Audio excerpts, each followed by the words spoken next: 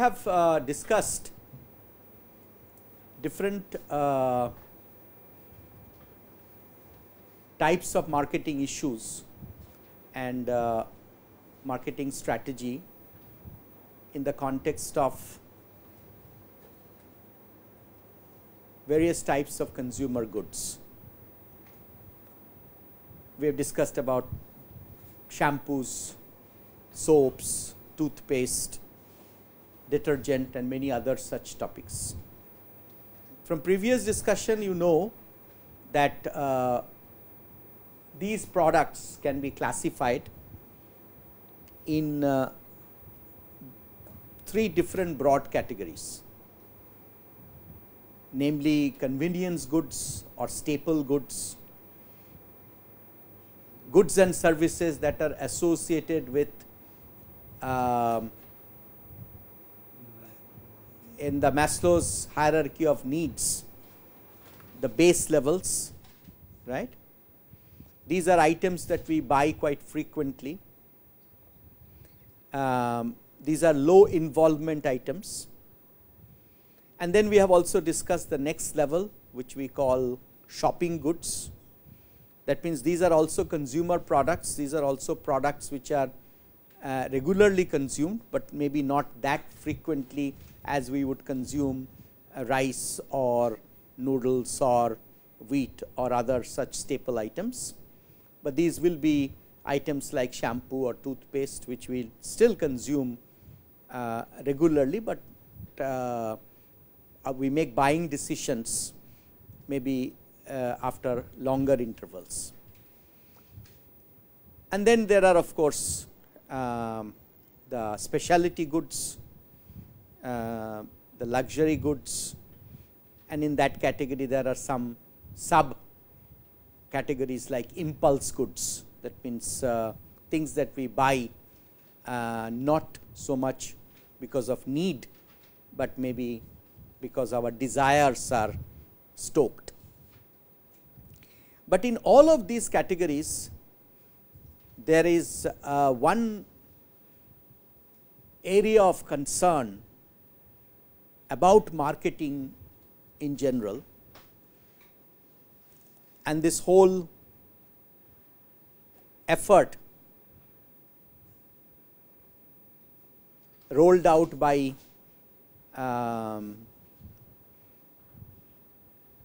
marketing activities of various companies, particularly in this business to consumer domain, which now attract a lot of attention from around the world.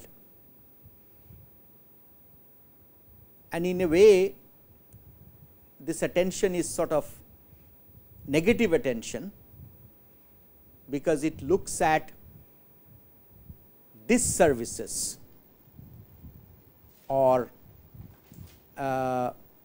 negative social effects created by marketing, as the critics would say.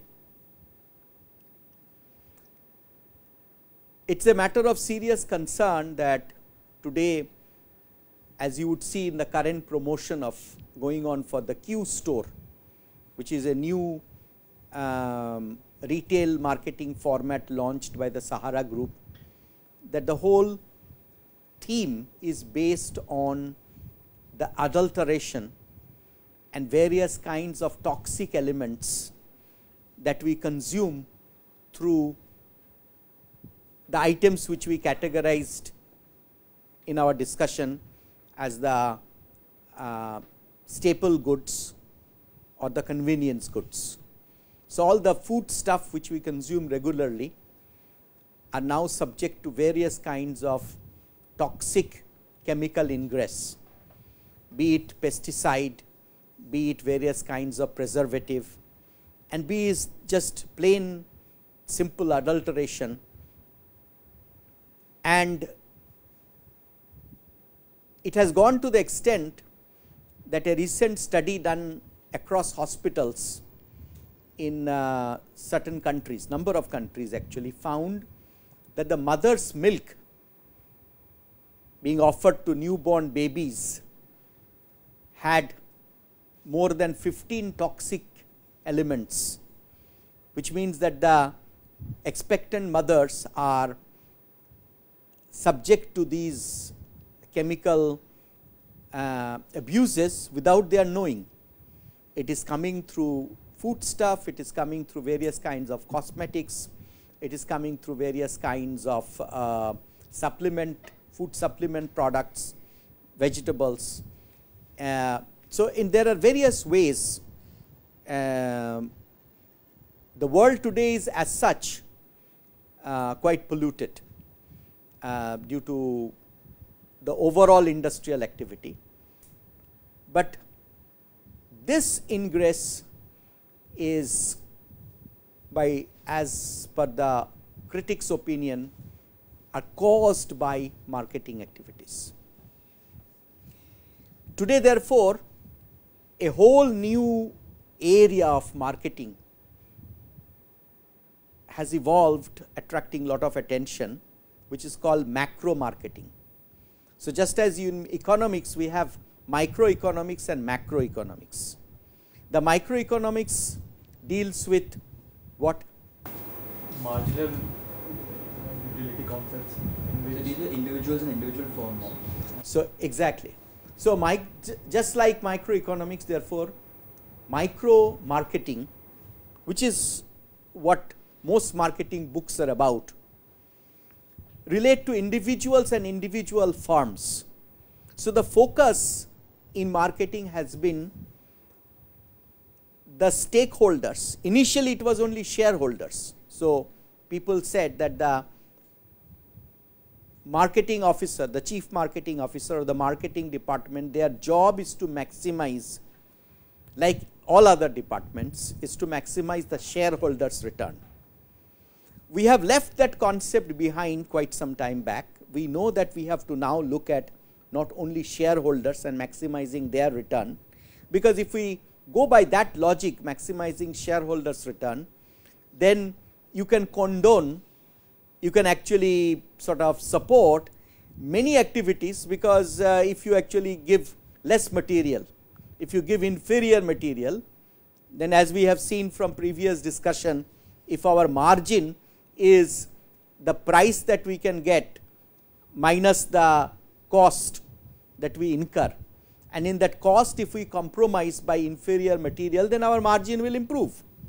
So, if we take as a philosophy that the job of the marketing department is to maximize shareholders' return, then we actually create in a way a wrong philosophy, which can actually then people can use that, okay, I am in the marketing department, my job is to maximize shareholders' return, so this is okay in that respect. So, I am getting paid for maximizing the shareholders' return, so it is okay for me if I they won't call it cheat, they will say if I actually rationalize my product content.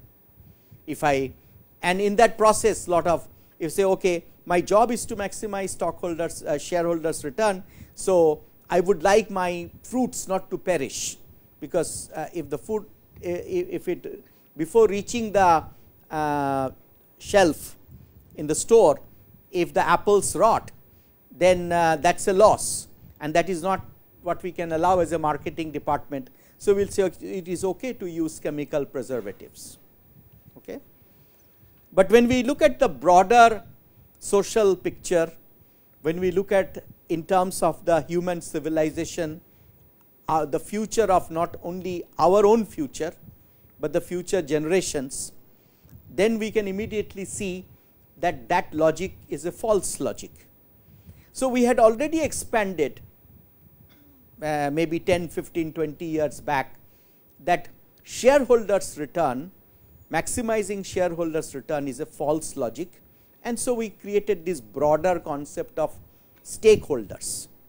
In the stakeholders we included not only the shareholders, but we included customers, we included suppliers, and we included society at large. But even then our focus was on an individual firm's well-being. What today macro marketing does, and you can search for there is actually a journal of macro marketing, and there are a number of interesting concepts that are available for free download from this journal and from other sites. In fact, the first article came in the Journal of Marketing, which is the core journal in the marketing domain. The first paper on macro marketing written by Bartels and Jenkins, that came in 1977. Since then, of course, this whole area has evolved as a major stream of marketing concern, marketing study.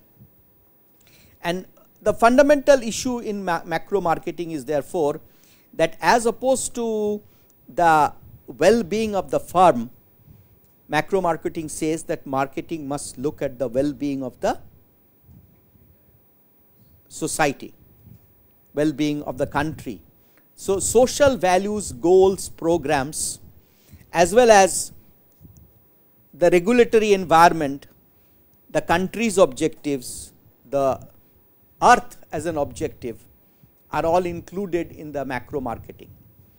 That area is now even getting broader by bringing in concepts like green marketing, etc., which perhaps we will have a more elaborate discussion later on. So, today we will look at the very basic concepts relating to marketing ethics, social responsibility of marketing. So, the criticism of marketing can be put under six main headings. One is extractive prices, which means that earlier it was condoned in economics and therefore in marketing, that under monopolistic conditions, the pricing is done in a certain way. So, we treated it as an academic subject and we called it pricing strategy under monopoly or duopoly or oligopoly and so on, right. But today what we are saying, the critics are saying that no, this is not an academic subject. This is a subject where you are vitiating social goods in the name of maximizing your micro marketing interests. Okay. So, extractive prices, excessive prices, given the opportunity of, so marketers previously even manipulated through, which have been made illegal in many countries. Like for example, in India we have a national competitiveness council. We have a set of laws that ensures, because as you know from economics, that if we vitiate the free market rules, that means if we constrain competition, then in many ways the entire logic falls, right. The entire logic collapses and people can create collusion and take advantage. So, we know about cartels and how cartels are not allowed, they are actually anti-competition. So, there are these various kinds of laws that try to protect the society at large through these regulations, so that extractive prices or monopolistic prices or manipulated prices are not allowed, cartel formation are not allowed. Deceptive practices is of course, it is plain simple adulteration, making false claims, etc. We will see a little bit in more detail. High pressure selling, in the same way we will understand what is high pressure selling, bad unsafe products, forced obsolescence. This has actually become another big problem.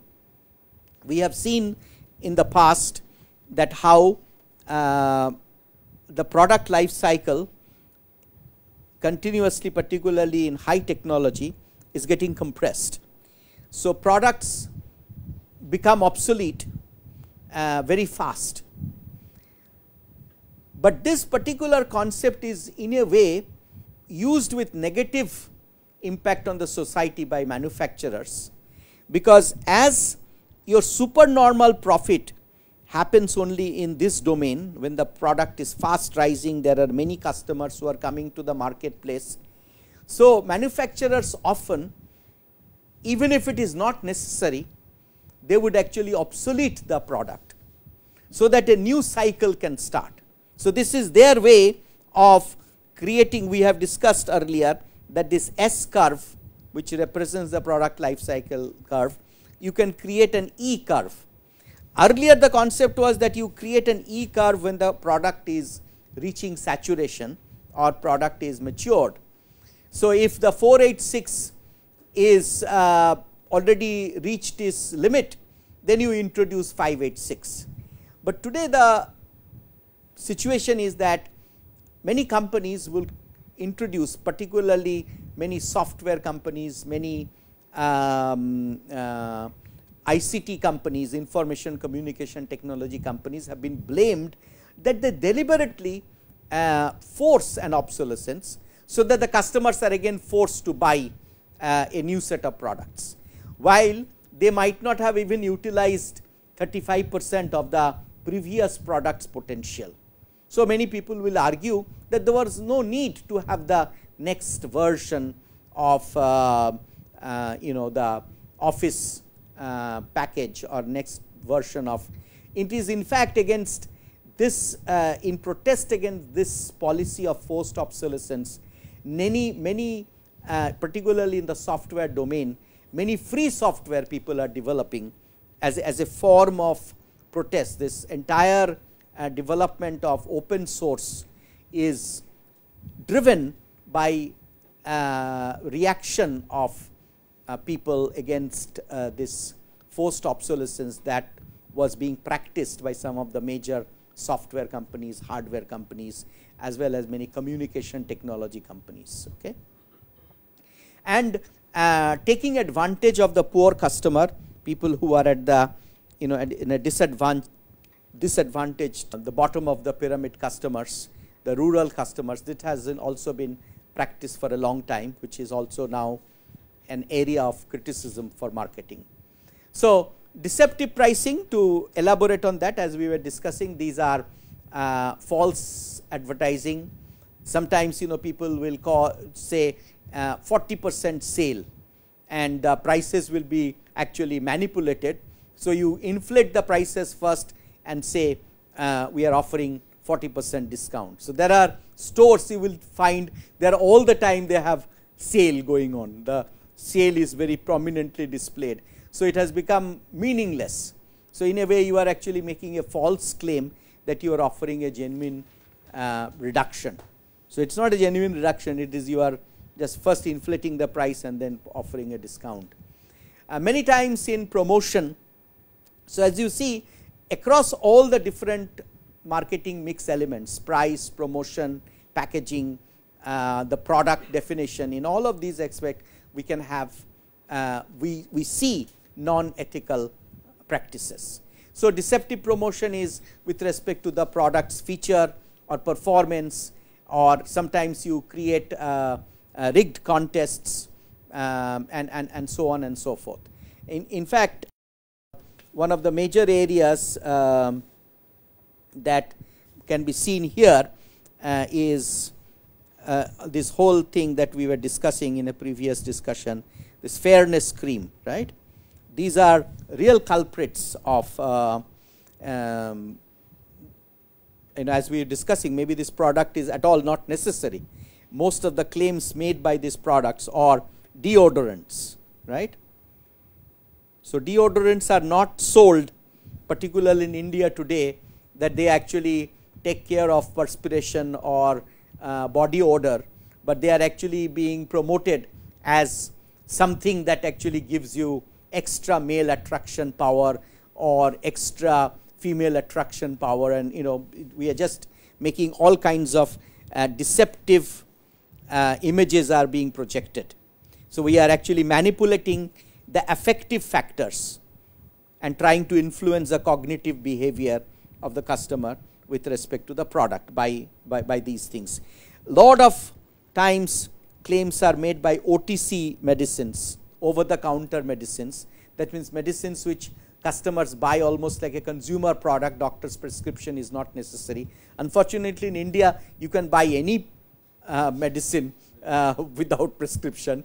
But over the counter medicines, whether it is cough syrup, whether it is some medicine that is for particularly for cough and cold, people say that most medicines, if you have the medicine, then you will you will get cured in 7 days, and if you don't have any medicine, then you will get cured in a week. So which means that actually that entire expenditure is infructuous, but people are persuaded by, again, if you see most of the promotions for these over the counter medicines like cough syrups or like pain relief, they will be trying to manipulate the emotional aspects.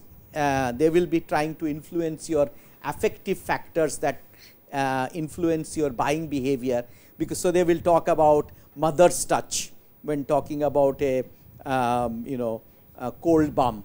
They will talk about love when they are trying to promote a pain relief spray and so on, right. So these are actually in a way deceptive promotion category, and we see these particularly in the so called shopping goods.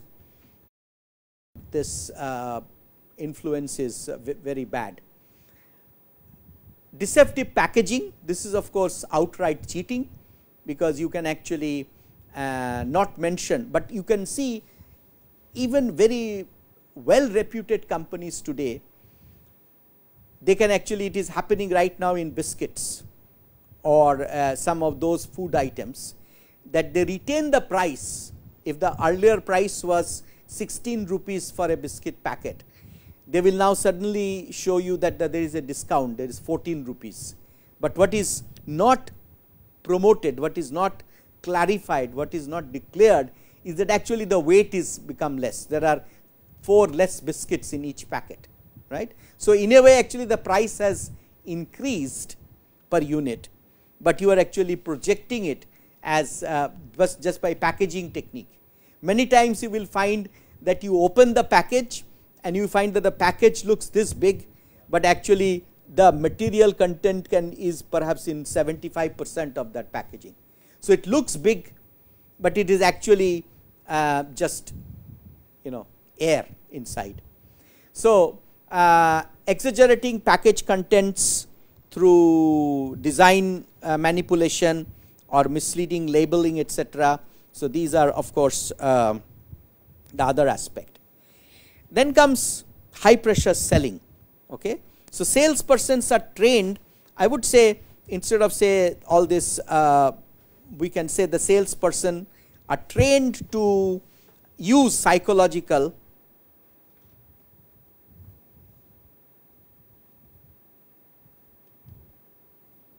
manipulation.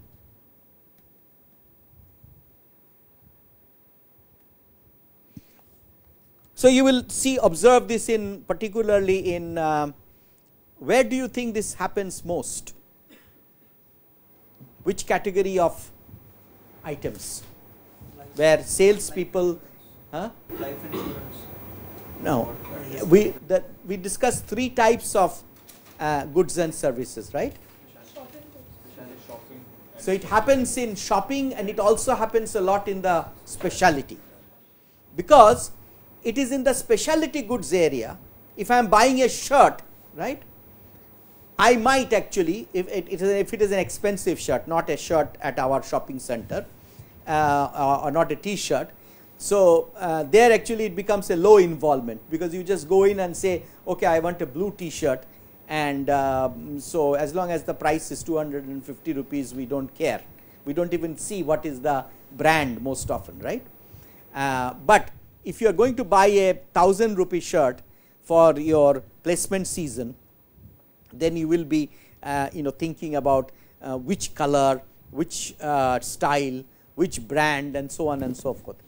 And most of the time the salespeople in specialty goods are trained to make subtle suggestions, sometimes very high pressure suggestions to push you towards the most expensive purchase, right. And you would have experienced it all the time. And if you are trying to make up your minds in 2 things, most often the salesperson will say this one suits you very well, or this fragrance is the best fragrance, and in all those cases they are trying to maximize not always the revenue of the store. Very often these the sales people are driven by the commission they will get, because many times in supermarkets or large store formats there are brand oriented or line oriented commissions available if a particular item is on promotion. Okay. And then of course there are issues like there are prices. Most often you will see even on the internet. So you could say if you buy this, then you participate in a lottery. In a way that lottery actually comes almost free. I mean, the guys who are actually giving away a Maruti car is not really spending it out of their margin. They are simply accumulating a large number of customers who are coming in attracted by that possibility. So it is in a way running a kind of a Ponzi scheme or running a lottery where the chance of winning is actually very low. So 1 in 10,000 people will actually win a prize which is paid for by the 10,000 people who are participating in the scheme. Okay. But one obviously thing is that this kind of high pressure selling is quite anti CRM, that customer relationship based marketing that we have been discussing. Okay. Now, bad unsafe products, straight away bad marketing. This is in fact affects the reputation of the company.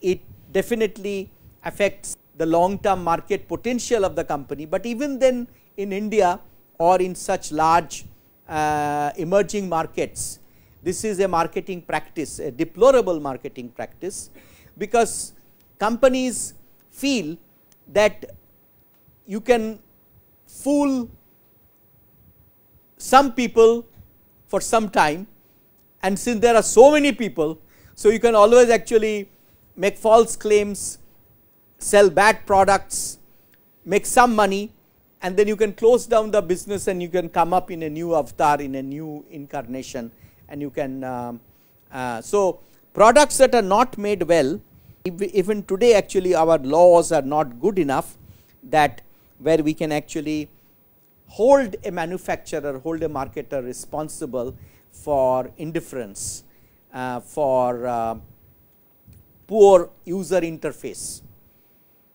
for bad design, right. Even in India today we cannot actually hold a company responsible for if there is if somebody dies, if there is somebody who gets electrocuted, then of course there is some redressal, but day in and day out we suffer from bad products, badly designed products, but we still do not have strong laws or strong marketing ethics principles that actually ensure the customer's interest.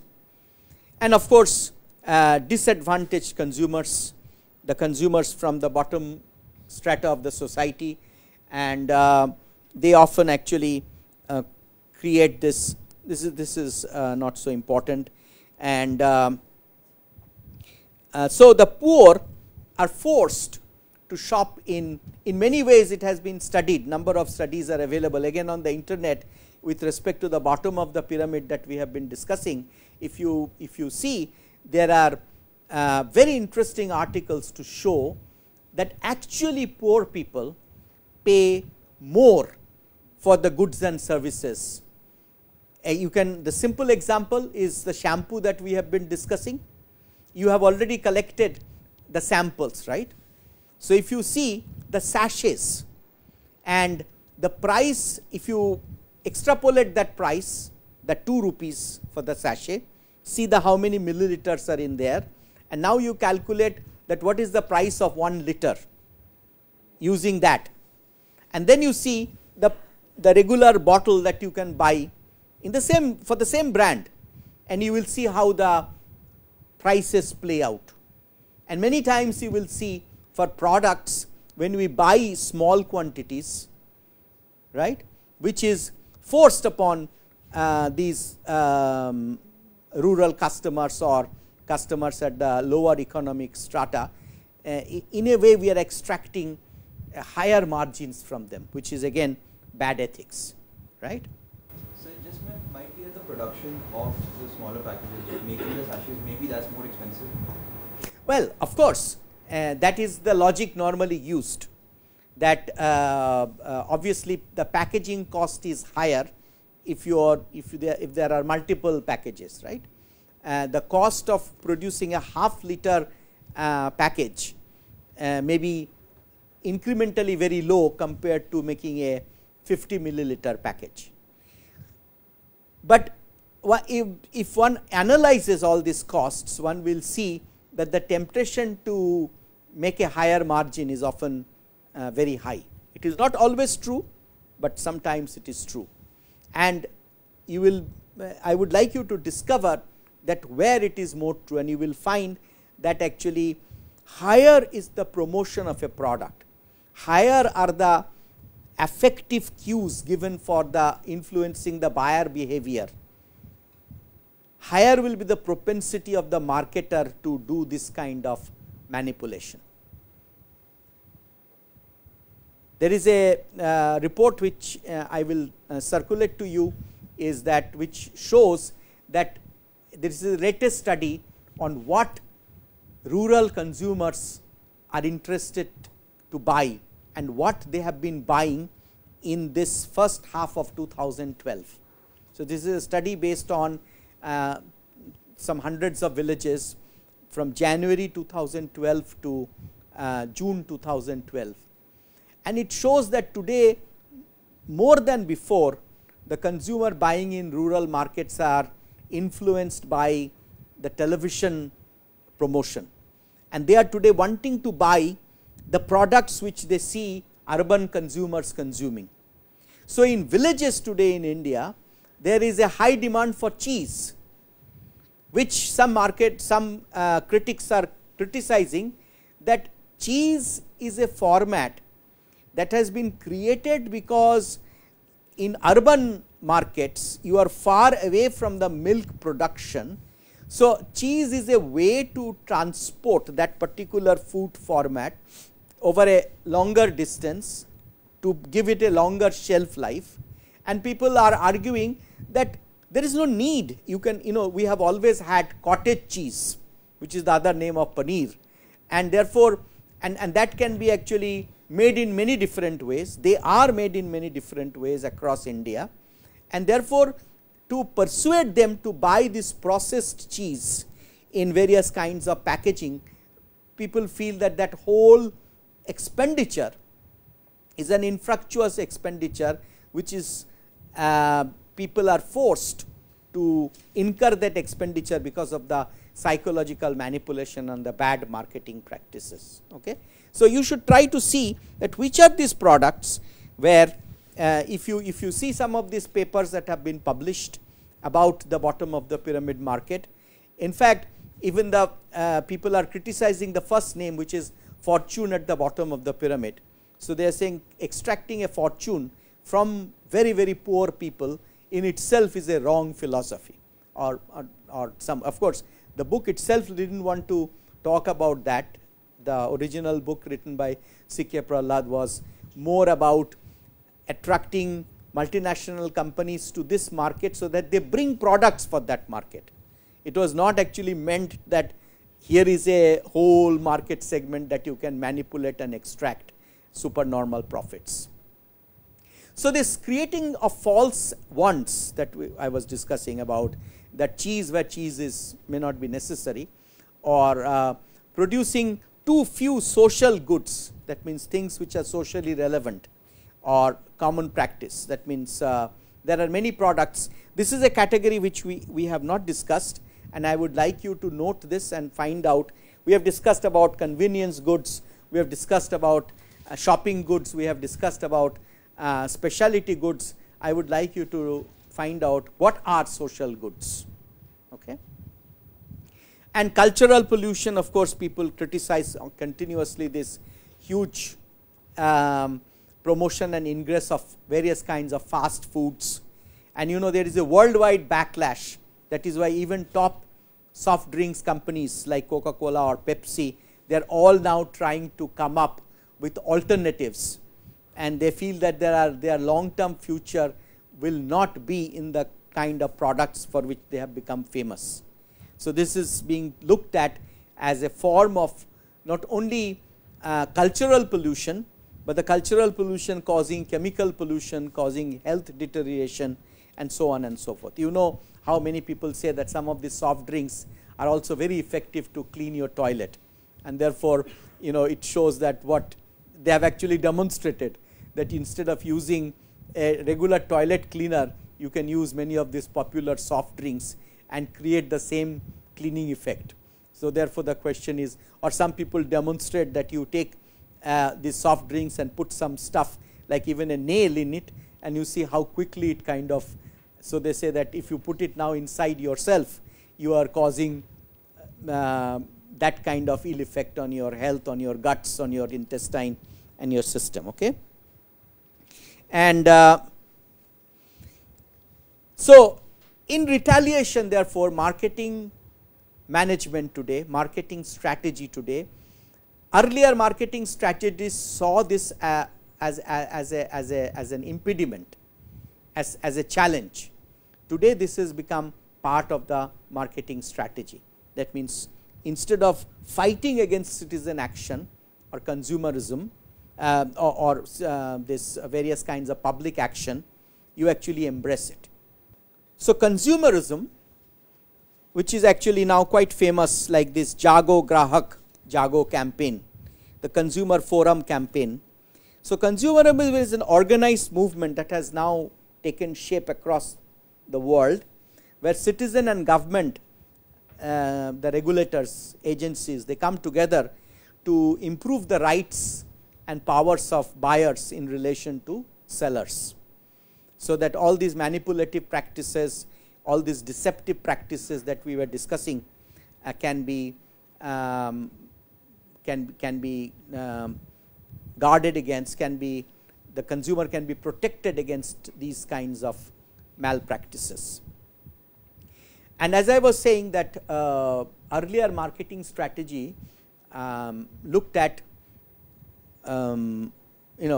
looked at these consumerism activities, consumer forum activities as a challenge, and they said how to bypass it, or how to not, they looked at as a scare, something that you have to be very careful about. But today, in the new marketing paradigm, we are saying that no, instead of fighting against consumers, and this is actually quite in consonance with the creating value together or co-creation of value, which we have discussed earlier, is so you embrace this movement. So, therefore, when you are actually developing a new product, you highlight the natural ingredients, you highlight the organic elements, you highlight that this is something that has been grown without pesticide, you highlight that we do not use any artificial preservative. And you will see today in fruit juice, in various kind of other food products, there is a marketing strategy which highlights that no addition sugar, no, it is sugar free, it is low in sugar, it is actually low in cholesterol, this is actually not having any artificial preservative, or usage of chemicals are minimal, right. Earlier, when it became compulsory that every food package must clearly declare not only all the ingredients, but also declare all the calorific values and cholesterol related data, fat related data, sugar related data. These were made mandatory. Earlier people were printing them in small. Now people have taken this as a marketing strategy. They have developed new products where these consumer interests are protected, and therefore, in their now new packaging they will very boldly say no artificial preservative added. Okay. So, you can see how marketing strategy therefore can take lessons from the criticism and can turn that into part of the strategy in their marketing mix. Partly it can also be due to the technological developments. Well, technological developments in many ways, these products which are now more sensitive to the environment, more sensitive to consumers' health, actually use lesser technology in some ways, right. Only thing is, you are right also in another way, that today we can have a packaging where we can provide longer shelf life without adding artificial preservative. So, the Tetra Pak packaging or the vacuum packaging has now become commercially viable, and that technological development helps manufacturers to use less chemicals, use less add-on elements which have nothing to do with the food value. Okay. So, there are now enshrined sellers' rights, which in all marketing strategy you should be clear about. So, the sellers' rights, as you see on your screen, relate to that as a seller you should have the right to sell in any shape, size, style. It should be, but important point is that you should not cause any hazard. You should not affect, your product should not affect personal health or safety.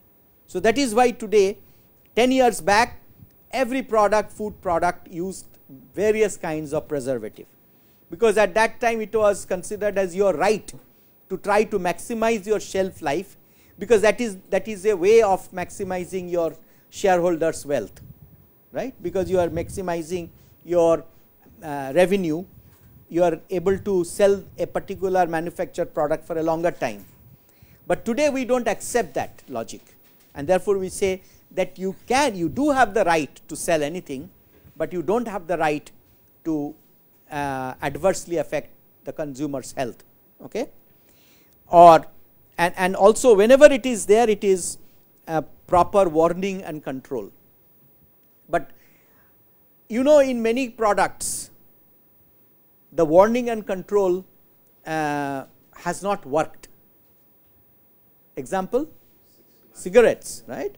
So, in fact, the promotion of cigarette, it has been banned only very recently. Okay. Cigarettes were promoted through movies, because the characters were actually smoking when they were sad, they were smoking when they were glad, when they were smoking when they were happy, they were smoking when they are on the top of a mountain or under the sea. They were all the time smoking, which were actually trying to influence, provide you those affective cues which we discussed when we discussed the shampoo case.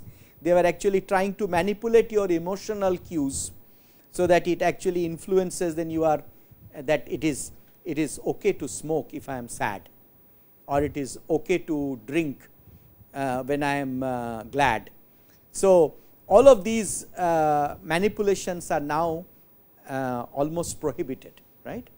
So, we do not have any marketing activities or overt open marketing activities for alcohol, for tobacco and so on. But it has not happened very easily.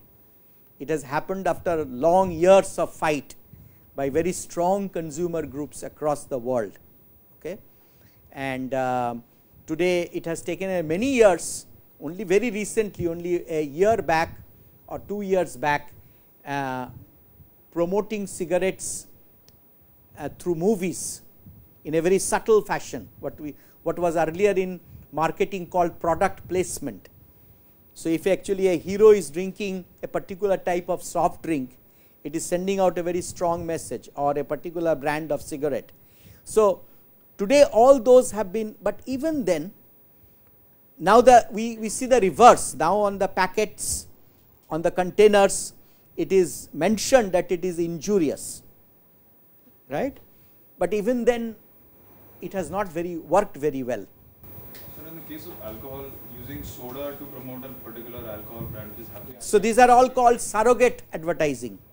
So, these are all malpractices, right. So, you actually are trying to promote alcohol, and because alcohol advertising is banned, so you say it is actually for a music CD, or it is for soda, or it is for some water. Okay. So, this is something that is it still needs consumer action, and these are major changes that we have already seen in marketing, and we will continue to see in your time in the 21st century how the marketing will perhaps become more virtuous. But anyway, coming back to sellers' rights, we still they will have the freedom to charge any price, but however collusion, however cartel formation, however anti-competitive moves will not be allowed. Okay. They can spend any amount to promote the product, but again the regulatory laws will say that you cannot actually cause unfair competition, right. You cannot swamp, because just because you have money power, you cannot actually try to, if a product is better, so then you cannot make false claims and try to, it has happened in software and in many other domain, where you can see continuously these cases go on. Particularly in Europe, they have very strong monopoly restriction and anti-competitive rules, which has given again and again protection to smaller manufacturers, better products. So, misleading, you can give any message, but not misleading. You can create any buying incentive scheme, but provided it is not actually, if not by way of increasing the price and then providing discount. And similarly, buyers have rights which are now important, and these are actually, you will see in every country today. There are this, in India I would recommend that you should go to the website of the Consumer Forum, and you should see what by legally are your rights as consumers. And when you become a marketing manager, you should know that your strategy must recognize these consumer rights and not try to skirt around or go around these rules. Okay. So, keeping the customer well informed, help the customer to see that the product performs as you have promised or as you have claimed, protect the customer from spurious products, from inferior products, okay, and overall focusing on the quality of life. And you will immediately see that all the issues that we have discussed, that how you develop long-term relationship, long-term bonding with the customer, that whole pyramid that we saw, that at the base you have a transient customer, right, a first time customer. But what we know is that marketing so far actually has focused on this, what we call the customer footfall, because when we talked about IDA, we said marketing's job is to create awareness, create interest and create desire, and then somehow you have to bring the customer to the store. Once you brought the customer in, then the purchase action was left to the front line salespeople, the store, your channel partner and so on. But we now understand today that having this transient customer, that means all the time focusing on customer acquisition, is a wrong strategy, because it is a very expensive strategy. It is an economically unsound strategy, because as competition increases due to globalization of the world, as we have more and more offerings in every category, it is becoming more and more expensive to get a new customer. So, we know economically it is a much better strategy to retain a customer. So, as you see, that is why marketing's emphasis has moved from acquisition to retention. not to get the new customer, but to get a higher wallet share of the existing customer. Okay. So, we know that earlier in the Unsafe metrics that we have seen, therefore, existing customers, giving them new product in addition to the existing product is the most economically attractive strategy. Now, your existing customers will continue to buy new products from your brand, from your company, only if you have actually gone up in this pyramid. So, in this transient pyramid, we would like to next have a satisfied customer, right. In the next level, going by that the discussion we have had on consumer behavior, we would now like to have, so we know that from transient to satisfied, this transition depends more on cognitive factors, because this will depend on performance of your product. But what we are saying is, by not only the performance, but also various other activities that you will do by being honest, by being making the helping the customer to get the maximum out of your product or service, as they say, to see that you exceed the performance level that you have promised, by providing all kinds of safety features. So, doing all of this is where actually you create emotional bond or bonding with the customer.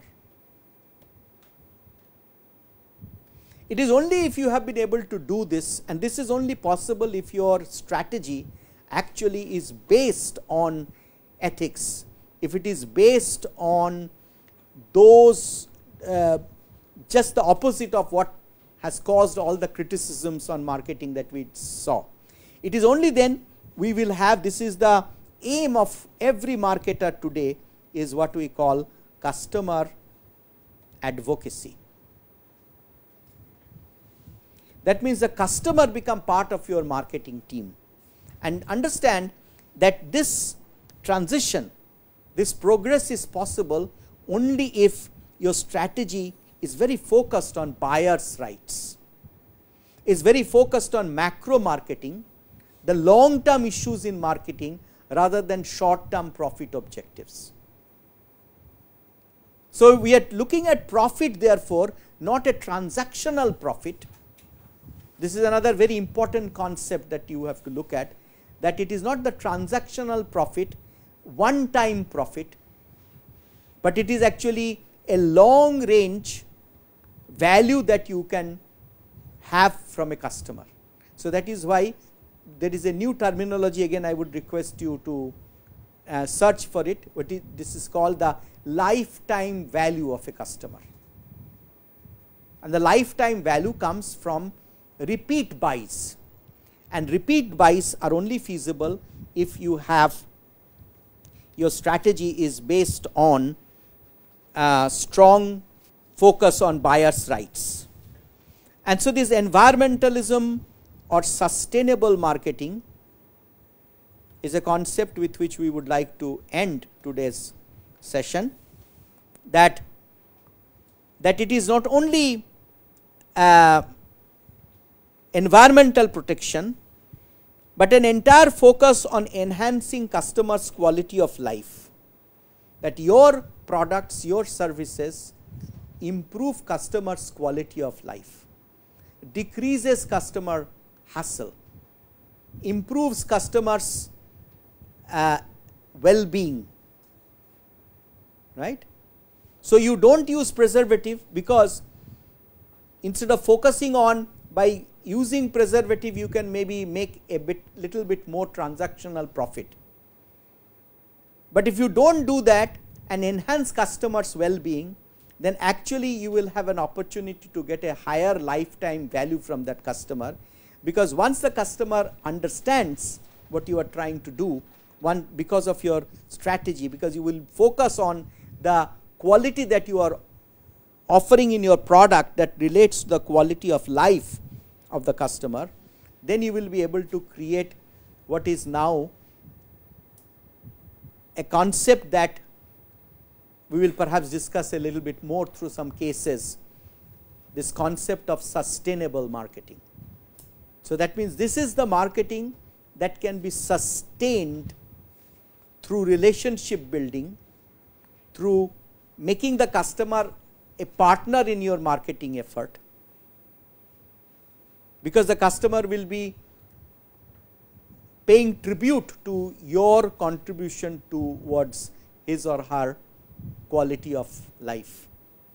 So, from transactional to relational, from simple footfall in the store to customer advocacy, this transition, this progress in the new marketing world is only possible if you pay full attention to the ethics and rights of the customer and build your strategy around it.